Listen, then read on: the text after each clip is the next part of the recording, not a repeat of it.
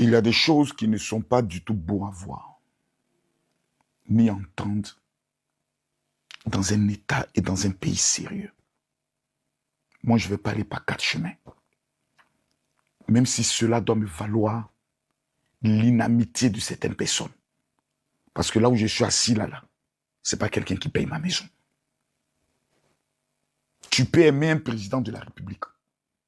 Mais quand il y a des choses bizarres qui se passent, quand tu dis aimer un président, c'est de lui dire, président, voici ce qui se passe dans ton pays. Si vous cautionnez ça, c'est un acte de trahison. Si vous fermez les yeux sur ça, c'est un acte de trahison. Si vous ne sanctionnez pas, c'est un acte de trahison. Cette histoire d'accéder et de terrain. Mais attendez, ce scandale nauséabond, sale, vilain, qu'on est en train d'entendre depuis plus de 2 semaines. J'ai dit bien depuis plus de 2 semaines. Aucun influenceur n'en parle. Aucun blogueur n'en parle. Chacun est dans son coin, comme si nous avons été vendus, comme si nous avons été envoûtés. Et pendant ce temps, il y a des mères de famille qui pleurent parce qu'elles ont travaillé toute leur vie et toute leur petite économie qu'elles ont pu avoir. Elles ont acheté un terrain afin que leurs enfants, les enfants de leurs enfants et les enfants des enfants de leurs enfants puissent au moins avoir un toit où dormir. La plus grande richesse sur cette terre, c'est d'avoir un toit. Parce que lorsque tu meurs, au moins tes enfants seront regroupés sur ce toit et n'auront pas à aller dormir chez des cousins, chez des cousines, chez des oncles où ils seront maltraités. Quand un matin vous vous levez et que quelqu'un, parce que tout simplement il a eu des relations au niveau du ministère de la Construction, vient vous présenter un ACD que ce terrain qui n'a ni payé, ni souffert est pour lui, ça peut dégénérer à des règlements de compte. Ça peut dégénérer à des meurtres. Parce que moi, nerveux que je me connais, si quelqu'un vient voler mon terrain, que je me rends auprès, excusez-moi, auprès des autorités compétentes et que je constate que justice ne m'est pas donnée, c'est-à-dire on ne me donne pas justice. Mes amis, tout ce qui est en ma possession pour récupérer mon terrain, je le ferai. Des gens iront mystiquement, des gens iront physiquement, des gens seront prêts à aller même se suicider sur le terrain. Je ne sais pas ce qu'on veut. Est-ce qu'on souhaiterait voir quelqu'un aller s'immoler sur son terrain? Et c'est là qu'on prendra cette affaire au sérieux? Ou est-ce qu'on souhaiterait voir des affrontements dans un État comme la Côte d'Ivoire qui a 8 mois des élections présidentielles, qui ne veut rien entendre d'autre que la sécurité, la paix et la tranquillité? Je ne sais pas ce qu'on attend. Nous avons dans ce pays des voleurs. Des voleurs. Des voleurs qui sont au ministère de la Construction. Des voleurs. L'éléphant déchaîné est le député Assalé Timoko, qui aujourd'hui est le meilleur député de Côte d'Ivoire. La majorité de tous les autres députés, même des partis politiques, même des candidats à l'élection présidentielle sont des voleurs. Ce qui me fait mal, c'est que nous avons des personnes qui souhaiteraient diriger ce pays. Il y a un tel scandale. Ils ne cherchent même pas à mettre en place une petite commission de réflexion et de proposition aux Ivoiriens quant au problème foncier. Nous n'avons aucune proposition. Tout ce qui les intéresse, nous voulons être président de la République. Lorsqu'il y a un problème d'électricité, on ne les voit pas, de téléphonie, on ne les voit pas, de terrain, on ne les voit pas, et c'est ce qui fait mal. Excellence, Monsieur le Président de la République, le ministre de la Construction doit démissionner.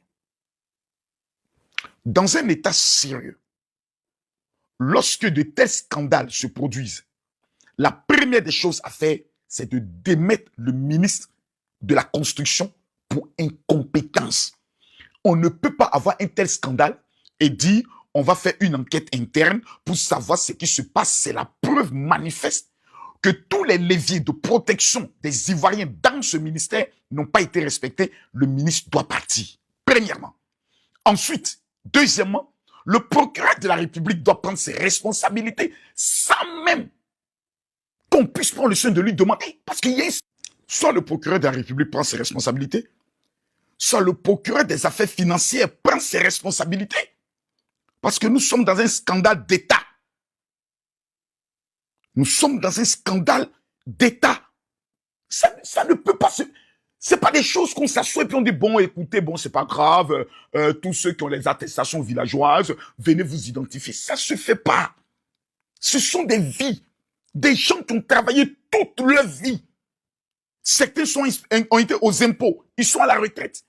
Qu'est-ce qu'ils vont dire à leurs femmes, à leurs familles, à leurs enfants? Que non, le terrain que nous avons payé là, ah, il paraît qu'il y a un problème là-dessus. Ça ne doit même pas exister.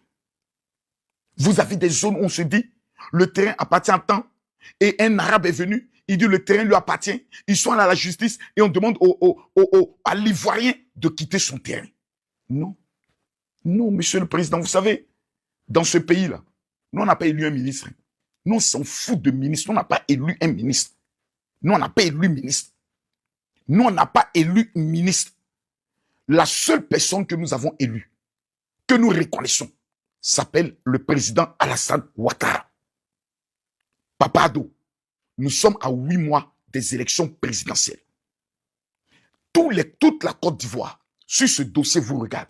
Si quelqu'un ne vous a pas dit, moi je viens vous dire, président, il y a des voleurs au ministère de la Construction. Des voleurs. Il y a des voleurs. Il y a des traites. Il y a des personnes qui ne vous aiment pas. Qui sont assis dans votre gouvernement là, et qui mettent en place des œuvres afin qu'on puisse dire le président Alassane Ouattara ne veut pas que des Ivoiriens puissent avoir des terrains dans leur pays. Président, ces gens-là, quelles sont les sanctions que vous prenez contre ces personnes pour nous démontrer à nous qui sont vos citoyens, qui sont vos enfants, qui sont votre peuple, que vous nous aimez? Parce qu'aujourd'hui, on arrive à un niveau où on va avoir la garantie que le président de la République de Côte d'Ivoire nous aime plus que ses ministres. C'est la garantie là qu'on veut voir actuellement. En temps normal, ça ne coûte rien à l'État de mettre en place une commission interministérielle du ministère de la Sécurité, du ministère de la Défense, parce que le ministre le plus crédible dans ce pays-là, c'est le ministre de la Défense. C'est le seul qu'on n'entend jamais un scandale dans son ministère. C'est le seul qui, matin, midi, soir, qui est au travail pour la sécurité des Ivoiriens. C'est le seul qui ne dort pas, qui est en train de veiller à ce qu'aux frontières de la Côte d'Ivoire, des voyous ne viennent pas nous tuer. Donc sa présence dans ce dossier est évidente pour qu'on puisse comprendre qu'est-ce qui se passe. Pourquoi des voleurs sont encore en liberté? C'est ce qu'on veut savoir. Comment des personnes peuvent avoir des accédés sur des terrains qui appartiennent à d'autres personnes? Qui sont ces traites de la République? Qui sont assis au ministère de la Construction? Depuis des années qui nous volent. Moi, je suis dans le domaine de l'immobilier. Même pour avoir un ACD, on va t'obliger à passer par la marmaille. Faut pas qu'on se cache les choses.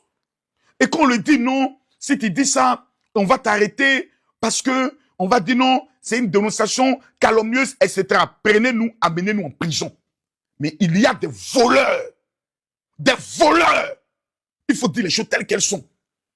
Et le président de la République doit prendre ses responsabilités. Le premier ministre ne doit pas se taire.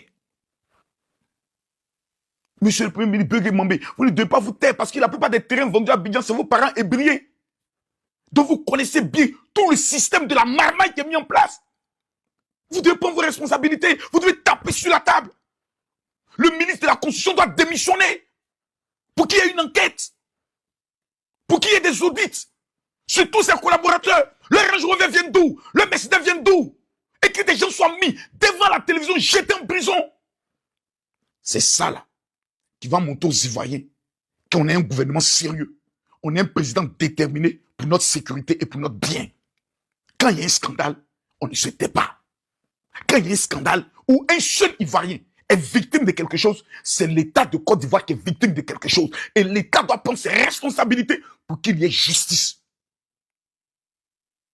Monsieur le ministre de la Défense, nous venons humblement. Parce que souvent, Papa Ado est trop concentré sur les hauts dossiers internationaux. Vous êtes ici à nous.